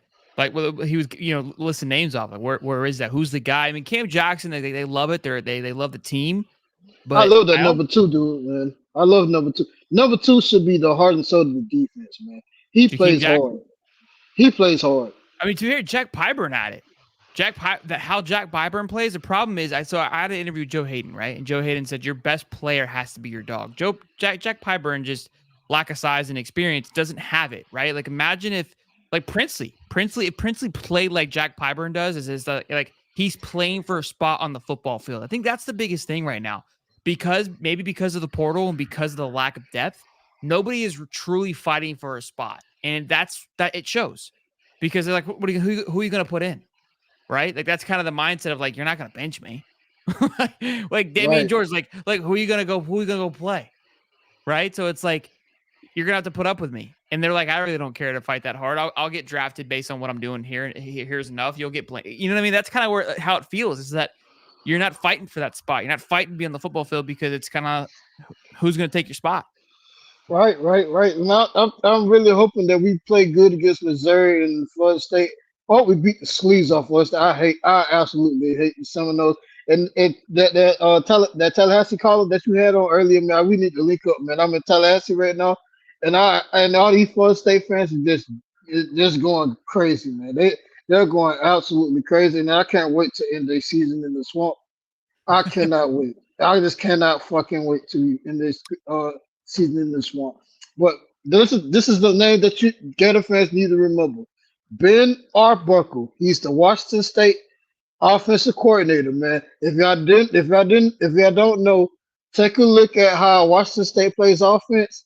And if we could get that type of offense with some kind of defense, we'll be a playoff team or a SEC East or SEC contention team for the championship every year, man. We just need an offense, man. They lost today, but they threw the ball 60 times for 358 yards against Cal. They lost, though. They lost to California 39-42. So we scored the same amount of points as they did this today. Yeah. All right, man. Octavia, I appreciate you calling in, big guy. Thank you. Go All Gators. right, buddy. Go Gators. Christopher? Yo, can you hear me? I can. Talk to me. Hey, brother, I haven't called in a while. I was at the LSU game. I'm not an expert, so I'm not going to really talk X's and O's. But I will say this. Like, one thing I noticed is that we weren't capitalizing when we should have been, especially since I was there. I can tell you right now, though, like, no matter how good you are, you're not going to go into Death Valley and just win. I think the last time LSU got their ass whooped in Death Valley was Tennessee last year. I went to that game, so it's one of those. It's one of those things, man, where you can't expect them to go in there and beat LSU. Death Valley is just one of those things. I guess we're just cursed at Death Valley, but besides the fact, I saw some good effort on the field. I mean, I don't know. Jaden Daniels' first, I think, big touchdown run. I don't know if it was Scooby or Castell, but he did not give up on that play. I mean, he ran him down all the way through. Castell. Yeah, it was Castell. Yeah. I mean, I just saw great effort out there from the younger guys. That's all you could possibly want. I mean, you got to understand, Jaden Daniels is in his 6th year. He's a 23-year-old playing against 18-year-olds. It's just not fair. So, sure, yeah, the COVID year's crack is a cheat code for sure. We're seeing it. Look, and Jaden Daniels, we knew he was going to do his. I just didn't think he was going to do 500 yards worth. That's kind of where that. That's where it stings. But how the team look? I talked to Sorley because he obviously. How did the energy look on the sideline? I glanced every now and again, like when I could. I was trying to look at the smaller things, and I realized when you're at the game, it's hard to see the small things. Yeah. But when LSU was playing and the band was playing and they were playing music over intercom, some of the guys were jumping up and down, dancing. So I think the energy was there, dude. The fighting. I mean, I don't even know if they showed the fighting like on camera on the TV, but there was a lot more fighting than I think they showed, and I like that. I mean, you got people out there pumped up. The tenacity is there. Look, I know we got our asses handed to us, but really for the first 3 quarters, we were still always in it. It's one of those things, No, I agree. That's the biggest takeaway. And I said it too. I love the fist throwing hands and whatnot. That was even Billy. You didn't watch the game, but they asked Billy about it. He goes, "Look, I like it. I'm actually enjoying it." So he was fired up before we ended up taking that L. But Christopher, I appreciate you calling in, man. Glad you were able to go to the game. Unfortunately, didn't work out in our favor, but still, I'm sure it was a good time. Hell yeah! Hey, go Gators! Appreciate you, brother. Go Gators, man. Thank you. Drake. What's going on, man? Can you hear me? I can. Talk to me. Man, let me ask you this, man. Could you please explain to me, like, why isn't it not one guy on defense saying, you know what? I'm about to take over. I'm about to be the guy that hold his defense accountable. Like, we don't have a Grenard. We don't have a Ventrell. Like, why is it not that one person? I think it was, I think Shamar was supposed to be that guy, him going down. I think Boone was supposed to be a step up. Princely, I feel like Princely could be the guy that steps up, but maybe he's just not in that. He's more of a dog, but an individual dog, right? Where I feel like Shamar and Justice, they kind of gave me that leadership vibe, and they're both off the football field. But again, your question is, why can't somebody else step up? That's a good one. I think Wingo at times look like he has it. He plays with a lot of heart. But you saw him get his ashes. He got put on his ass by a running back, man. Ass. He was a tight end. He was a tight end. But my son, bro, and boy was in his ear chirping too. I was like, oh, Lord. And then we had, everybody was getting chirped on. I mean, it's tough, man. We're soft. I mean, it's plain and simple. We Charmin soft. You know what I mean? I don't know. Yeah. I don't have an answer for you. Yeah, I mean, the offense, it's coming around. Like, honestly, man, I wouldn't mind if Cliff Kingsbury came, man. I mean, he's over at USC, but he's not doing nothing for real. So, he's not. He's just hanging out with the boys. He's just hanging out with Lincoln. He's just like, hey, man, I'm bored. I got an $80 million check. Not do shit for the next. What's good? You can come hang out with you. That's what he's doing. Exactly, man. But yeah, man. I mean, offensive wise, I think we're looking good. I mean, of course, some of the play calls we all know about that. But man, I'm like you, man. Every Saturday we go into it, I honestly think that we can win. I don't give a damn if they got number 3, 4 next to their name. I just don't care. And I feel like sometimes our fan base, they just say we lost before we even get on the goddamn field. So I wish our fan base would be better at that. Like, man, just give us a chance. But at the same time, our players, man, they just too damn soft, man. They gotta step it up, man.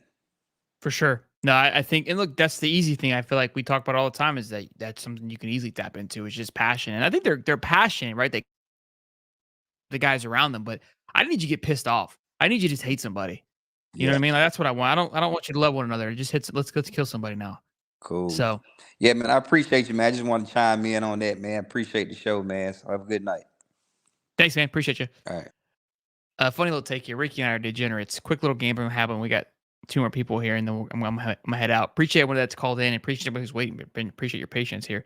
I was 4-0 today. Am I betting? By the way, humming right out big. Had a South Carolina cover. Had the under on the Michigan game. Had Bama to cover, and then I picked Mizzou to win straight up because they were underdogs. That was nuts. Thought that was a lock. And then I was feeling frisky, so I threw 25 on Florida. Paid out 100. I was like, babe, I'm feeling pretty good about this. Lost that money, but we're 4-0, 4-1. And but Ricky felt so good about that Utah game, as did I. He threw $92 on Utah or on Florida to beat Utah. He's been hurting ever since.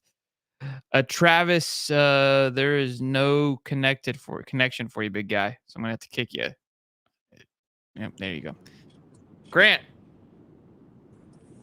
Hey, can you hear me? I can. Can you hear me? Taylor Roach. I can. Can you hear me? Now I can, yeah. Okay. All right. I just want to say, I think today was actually a amazing day for the Florida Gators. In all truth and honesty, I know everyone's down because we did lose a in the first place. Yes, we lost a recruit today, but when you look at things with like really what builds football teams, what builds cultures within the program, which is really one of the main issues that Billy was here to fix in the first place. You know, like you saw a lot of snapping between back and forth between the teams. You saw a lot of infighting, a lot of talk. You know, you could tell that Florida players were really getting underneath the LSU players' skin, and that doesn't really just happen when you aren't threatened by the other team. You know, this was a actual true rivalry game, and it was really, really intense. You know, I just want to say I'm really proud of the Florida Gators for playing that way. In the past years, we didn't. You know, we just went through the motions. It was just another game. This was truly a fight. And you know, like because of that, I can't say I'm anything but satisfied with the game. It was beautiful. We lost, but you know, we had an under talented roster than LSU in the first place. I don't think anyone was really expecting to win this. I don't think anyone was really believing in their hearts that Florida was in the same place program wise in their development that LSU was. You know, Brian Kelly and Billy Napier got hired at the same times. Brian Kelly inherited an extremely talented roster. Billy Napier inherited a kind of empty war chest of a roster. Billy Napier has provided exactly what we've asked him to. You know, when he got hired, Scott Strickland said that one of his main goals of a head coach was to provide sustained competitive advantage, that being recruiting. He's providing exactly that, and yet people have the nerve to be upset with exactly what we expected him to do, and you know, overperforming what we expected him to perform in the recruiting trail. You know, I think we just got to give him time. Honestly, I'm really happy with the way that today turned out, mostly because of the way that the fight that the players really showed, and they wouldn't have showed that if Billy Napier wasn't providing the leadership that you know we don't really see because he's so calm in front of the cameras. Yeah, I mean, nice, another positive caller. Look, I don't disagree with you know. I think your head's in the right place. Unfortunately, I mean, not everyone's gonna feel that way. You know, and I think the guys being bought in, I love it. I love where the culture's headed, but ultimately you got to win football games, and that's where people are going to start getting frustrated. But I do agree. Look, that was kind of where I was frustrated going into this. I was like, look, there was some good things. I was really happy, you know, kind of leaving this. If the game would have ended in the first half, I was like, hey, like if we would have lost 17-14, right? Let's just think like as the game ended, then I'm like, hey, that was a hell of a football game. But obviously we played more quarters. But gotta get some W's for sure. Gotta check it in. But Grant, appreciate you calling in, man. Great. Thank you. And appreciate your positivity, man. Thanks. What's up, Alex? Hey, buddy. How's it going, Shelton? Doing well, man. Did that shirt get smaller or did you get bigger since last time I talked to you? Lacey, Jesus fucking Christ, man.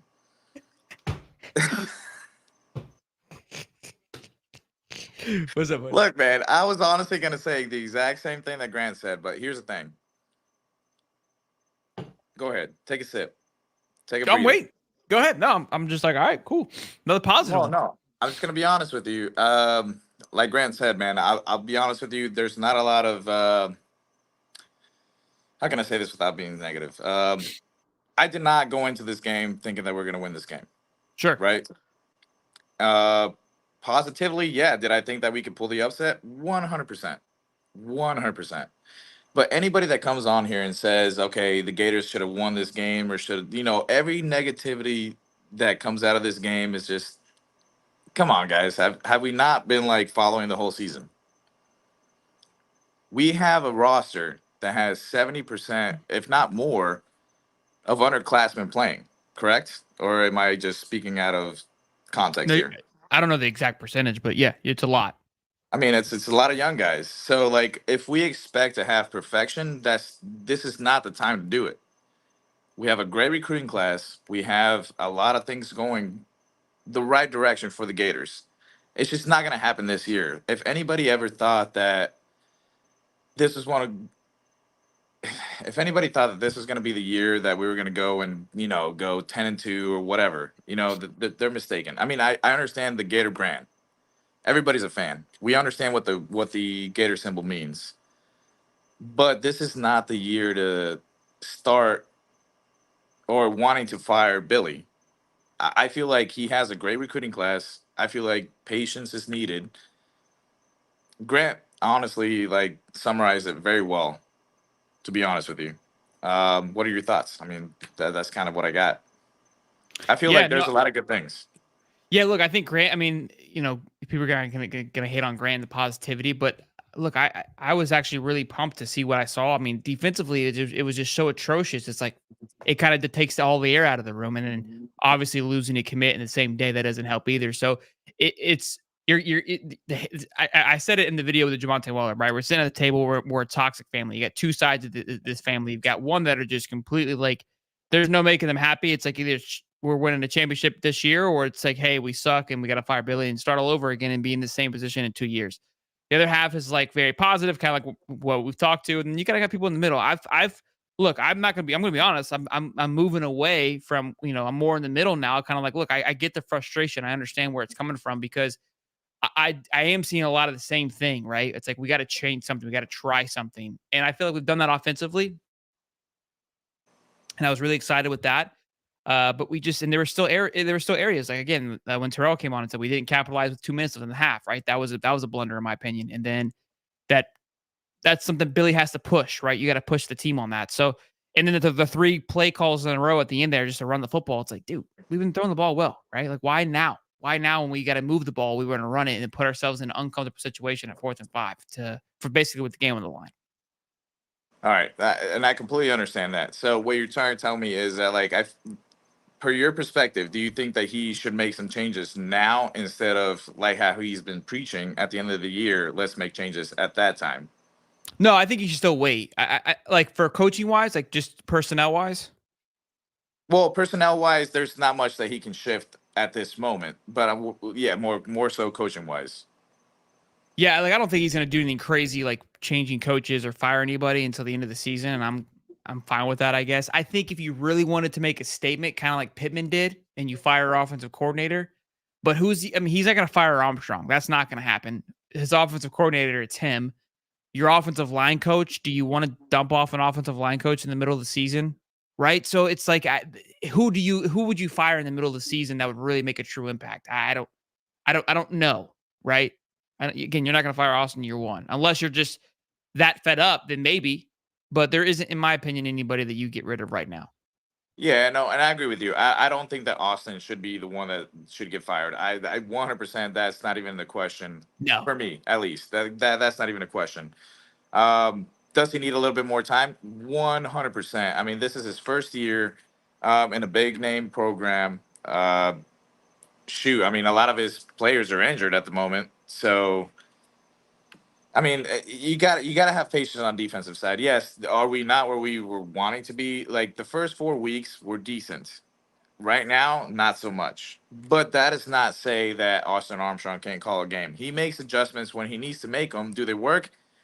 Most of the time, probably not. But he is making adjustments, whether we like it or not. That's what he has to work with, and most people don't seem to understand that. Our defense is not where it has to be. Yes. Our offense is making a lot of improvements. There is a lot of bright Sure. spots. And I'm being honest with you, I was not upset with this game. I thought we played very well.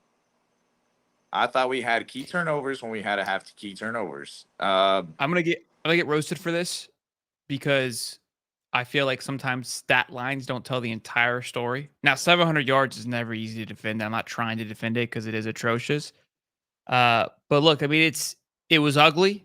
The defense was ugly, but it's like, everyone's gonna get so caught up on the number, is what I'm trying to get at. Yeah. That they're gonna overlook the good things that were there, because all you're gonna just see is the 700 yards we're giving up on D. Nothing else matters. Not given the Right. fact that, like, honestly, fucking 400 of it came in the second half, which doesn't make it any better. But it's like, well, things were right in the first half. We just got off base the second half. So Yeah, well, and I feel like a lot of people forget that we are playing the number 1 quarterback in all of, FBS. So yeah, correct. Remember, we did by the numbers. He was the number one. He will be solidified number one after this week for damn sure. correct. So, And we didn't know if we were going to play him or no, we Nussmeier. always knew. We always knew. That was never a question. Everybody always knows. Yeah, but see, here's the thing though. Like, I feel like there's a lot of positive to come out of this. I'll be honest with you. I feel like the boys played a great game today, and like I said, we have the youngest crew to be playing in that level. Like, I'll be honest with you. Like, I'm not upset. I thought that the guys did a great job. Am I upset that we lost? Of course we are. Like, nobody likes to lose, but like, dude, this is in Baton Rouge. Like, the night game. This is, I don't know, man. Tradition is tradition, and we're gonna lose it here pretty soon. So that's another aspect of it. So look, I mean, basketball lost on Friday, but they're some big boys. So we got some pros. Hopefully, we'll get to this off season. We'll have a good off season. We'll chit chat. We'll pump up the smoke. Here's one thing for certain. Here's one thing I do know. Come next August, we're all gonna be feeling pretty good about it going into the season. Once again, we're gonna be a little nervous because it's a hell of a schedule, but from being a Gator fan, I've learned we'll forget about all these pains that we're going through. It's like a friend, like, yeah, when it's good, it's good. So we'll be back in the positive here for a little bit. But Shelton, I do have a question for you. I appreciate you calling. Yeah, go ahead. All right. So last question. I didn't realize that we lost a commitment. Who was it? Jamonte Waller. Jamonte Waller. Wow. Yeah, edge rusher, 4-star. Yeah. All right, buddy. Sorry about that. Thanks for reminding me. So Yeah. No, I didn't know. I didn't know. Nope. Thanks. I'll see you, buddy. Good. Thanks for calling in, man. All right, buddy. See you later. Later. At least we didn't give up 800 yards. It's a good way of looking at it. Could have been worse, right? As always. Boys and girls, ladies and gentlemen, thank you as always for hanging out with us. 300 strong. Almost 2 hours in, listening to us bitch and complain. Most of you haters in here getting in your vent session, which is always a good time. He grew 3 inches overnight, right, Zachary? Yeah, he's 6'4" now, 5-star, might be the number one edge rusher in the country. Everyone has had a Heisman performance against us. Yeah, you're telling me, buddy. You're telling me. I don't know. It's fun. Look, it was refreshing to get a lot of positive callers. It is interesting that nobody negative really ever calls in. But yeah, a lot of positive callers. I think, look, I mean, here's the one thing. We keep preaching patience. I mean, you don't have a choice at this fucking point. You're going to have to be patient. That's kind of where it's at. We don't have a choice. So be pissed about it, whatever. And look, I kept asking the question, if not Billy, then who? I've been seeing some people saying there's plenty of other people that could do better than this. And maybe there is. I don't know. I think, I mean, I'm tired. So let's take this with a grain of salt here. But I've said it before, and obviously people are saying it now, but I just feel like coaching, obviously, let's exclude coaching. I feel like we're probably farther behind than we actually can truly grasp.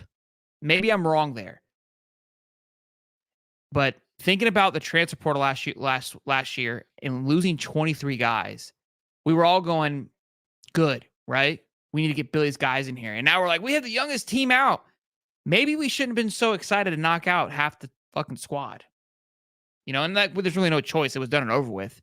But we complained about, the Trey Deans and the Wingos and Avery Helms and these all these guys that are, kicking ass, taking names. And maybe because they had an attitude problem. Maybe because, they had some, whatever. But at least they were dogs. You know what I mean? I don't know. Just questions. Yeah, UCF dogged OSU. Yep. Yeah, so so real quick, I'm gonna address this comment. HBV, you've been kind of like trolling in here. Like this is where I can't grasp, right? Like you're like, just imagine if we had, like, you're mocking us, right? Just imagine if we had guys. Shit takes time. So clearly you're against Napier. Like you're assuming that like a Brian Kelly or a Dan Lanning would come in and win immediately. You just said just imagine if we had Dan Lanning. So I don't know. That's not a possibility though. Like that's the other thing too. It's like why can we look at these guys? Like those guys aren't available. Like you think Dan Lanning's gonna leave Oregon? No. So The issue would have been 2 years ago when we hired Billy. We dropped the ball then, which would be a Scott Strickland, which that's obviously been a thing. But that's my thing is like, if there's I don't know if there's anybody who we can go rip. I don't know. I'm not the CEO. I'm not getting paid millions of dollars to make the decision for UF. So I'm not going to sit here and defend this. But like everyone feels like they have the answer, and it's like that's why it's refreshing to have positivity, right? Because if you're constantly just negative, it's like you're not going to get anywhere. But I don't know. I'm tired of just me personally. I'm tired of like even just you gotta just laugh at this point. Just have fun with it. It's football. See what we can do. Urban Meyer is not coming back. We see that name constantly. Well, what's crazy to me too is we have such a short memory. I feel like a lot of people that are calling for Urban, it's like we not remember how he left. Like, we forgot how like he's left both of his collegiate programs and then also the NFL. Like, it's not the cleanest track record, and he can't come in and do his like the way that he coached. The man's done coaching. I don't think he has any desire to coach anymore. But yeah, Urban quit on us. Like that's what's weird to me. It's like we're gonna like that's like same toxic. You know what I mean? No, I didn't say you were negative, HP. I'm saying I've read your comments throughout the night. I was trying to understand your comments. Okay, we made a running back look like Barry Sanders. Let's see here. We give up a touchdown the first 5 minutes of every game. Let's be honest right now. What coach would you call for Kirby, Saban, or Billy? It starts with a coach. The film don't lie, and the boys are soft. Like you've been negative. Like I don't care. I'm not like you've been negative the whole time in the comments. So I'm reading it. I'm not. You're not lying. I'm just. Oh, but that quarter zip though. You're right. It was fresh. I'm not really coming after you. I'm asking a question. Don't get sensitive now. You want to talk shit? Be like, run your mouth. I'm asking a question, and then you go, "Oh, no." You're in the comments. I asked a question. Who's out there for an OC? Again, I mean, who knows? Who knows? Urban can at least win 6 games. Yeah, but Urban isn't on the table. Like that's the other part. I don't understand that part. Well, boys, I'm gonna hit the hay. Long day watching the Oregon versus USC game. They're up there. I mean, I think you're not asking me. You're asking the questions we're all asking. Nobody's not asking those questions. Nobody's hasn't talked about that. But my thing is like we're all talking hypothetical. Like as if we have the controls here to build the perfect fantasy football team. Like, all right, I'm going to take this coach here. I'm going to take this defensive coordinator here and then make this happen. I don't have that ability. Yeah, John says that's how I've always thought, right? Urban quit on us. Thanks for the natties, but no thanks. Like that's kind of how I remember when he left as a Gator fan. I'm like Gator fans were like, F that guy. Cause he leaves and then like plays like he has the heart condition and then goes to Ohio State like a year and a half later and then wins with them. Does not sit well with Florida. That's how bad we are right now that we forgot about how that relationship ended. It wasn't good. Like Steve Spurrier for OC. Like the guys, no. It's like, what? No. You boys be good though. See y'all later.